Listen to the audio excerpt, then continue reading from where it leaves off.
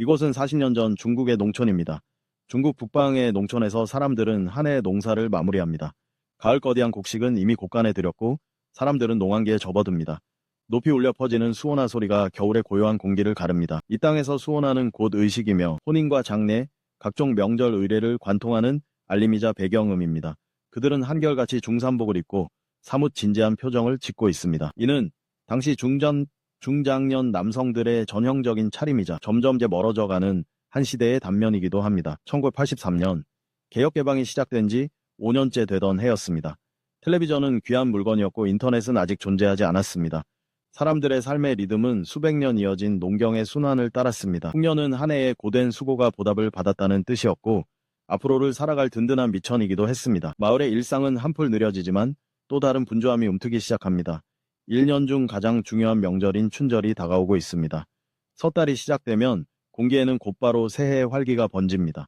고요하던 시골 장터도 1년 중 가장 북적이는 때를 맞습니다. 사람들은 모아둔 돈을 헤아리며 설맞이 장을 보고 다가올 큰 명절을 위해 하나하나 세심하게 준비합니다. 사람들이 출년을 준비하기 시작하면 춘절은 비로소 카운트다운에 들어갑니다. 그 시절 출년은 대개 마을에서 글을 아는 사람, 글씨를 잘 쓰는 사람이 손수 써주었습니다. 네모난 탁자 하나, 벼루 하나면 온 마을의 새해의 소망을 담아내는 의식의 자리가 됩니다. 붉은색은 길상과 번성을 뜻합니다.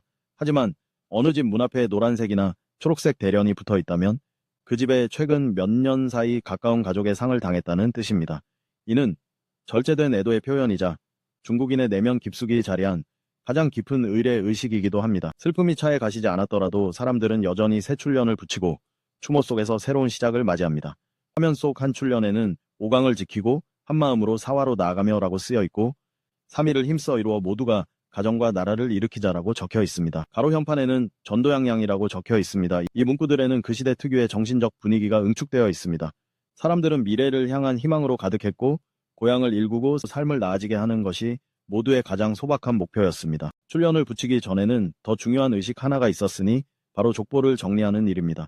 중국인에게 족보는 혈통의 색인이자 가문의 역사를 담은 기록물입니다.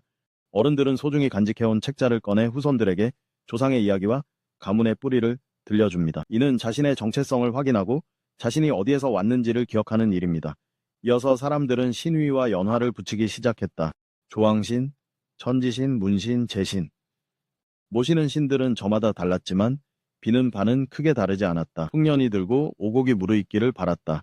가족이 평안하고 살림이 번창하기를 기원했다. 이것은 단순한 미신이 아니었다. 오히려 예측하기 어려운 자연 앞에서 농경 문명이 수천 년 이어온 삶의 지혜였다. 사람들은 신명의 희망을 걸었지만 무엇보다 자신의 부지런한 두 손을 더 믿었다.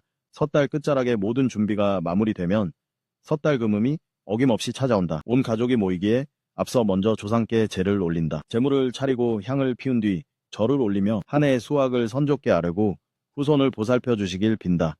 선종 추원과 경조 요치는 언제나 춘절의 가장 중요한 정신적 핵심이었다. 밤이 내리자 마을은 순식간에 들썩이기 시작했다. 연이어 터지는 폭죽 소리가 밤하늘을 갈랐다. 그 소리는 섣달 금음 밤부터 정월 초하루 새벽까지 이어졌다.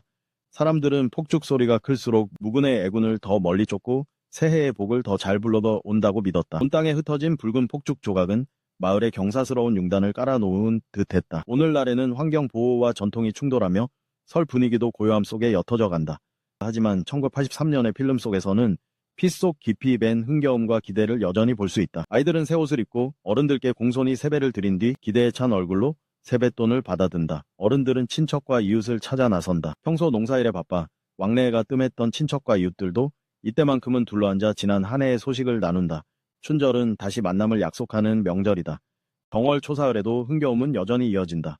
사람들은 집 밖으로 나와 광장에 모인다. 소박한 그네와 자연스럽게 벌어진 놀이들, 변변한 시설은 없어도 웃음소리는 조금도 줄지 않는다. 바쁜 한 해를 보낸 뒤 맞는 가장 시원한 휴식이다 하지만 명절의 진정한 절정은 정월 대보름, 원소절에 이르러서야 찾아온다. 사화, 양거, 중마타기, 용춤과 사자춤, 겨우내 쌓아둔 열정이 이날 완전히 터져 나온다. 사람들은 화려한 옷을 입고 짙은 분장을 한 채 중마를 타고 인파 사이를 누빈다. 그들은 역사 속 인물과 신화 속 존재로 분한다. 몸짓 하나하나에는 행복과 풍년을 바라는 마음이 담겨 있다. 각 마을의 공연패가 현성으로 모여들고 꽹과리와 북소리, 수호나 소리와 환호성이 뒤엉켜 새해 분발의 서곡을 알린다. 낮에 흥청거림이 가시고 나면 밤의 의식은 이제 막 시작된다. 등롱이 하나둘 밝혀졌다. 대부분 마을 사람들이 손수 만든 것으로 대나무살을 뼈대로 삼고 색종이를 입혀 만들었다. 조명이 넉넉지 않던 시절 등롱 하나의 빛은 미약했다. 하지만 수많은 불빛이 동시에 밝혀지자 온 마을이 따스함에 감싸였다. 이 빛은 밤을 밝히고 사람들의 마음까지 비추었다. 원소절이 지나면 춘절도 공식적으로 막을 내린다. 떠들썩함이 잦아들고 사람들은 봄 농사를 맞을 준비를 한다. 그리고 그 웃음과 단란함의 순간들은 특별한 두 기록자, 카마 힌턴과 리처드 고든의 카메라에 영원히 담겨 남았다. 그들은 평범한 외국인 관찰자가 아니었다. 카마는 베이징에서 태어났다. 그의 아버지 한딩은 중국을 기록한 작품으로 널리 알려져 있다. 그들은 이 땅에 대해 남다른 이해와 애정을 지니고 있었다.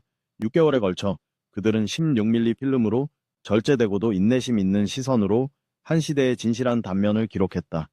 40년 후 소K 스캔과 AI 복원을 거친 이 영상들은 노이즈를 걷어내고 잃었던 디테일을 되찾았다. 카메라 속 아이들은 이미 훌쩍 자랐고 노인들은 어쩌면 세상을 떠났을지도 모른다. 하지만 필름이 다시 돌아가기 시작하면 우리는 여전히 그 시절 가장 소박한 행복을 느낄 수 있다. 불빛은 끝내 사그라지겠지만 춘절의 기억은 밤하늘의 별빛처럼 세월을 건너 뒤이어 살아갈 이들을 따뜻하게 비춘다.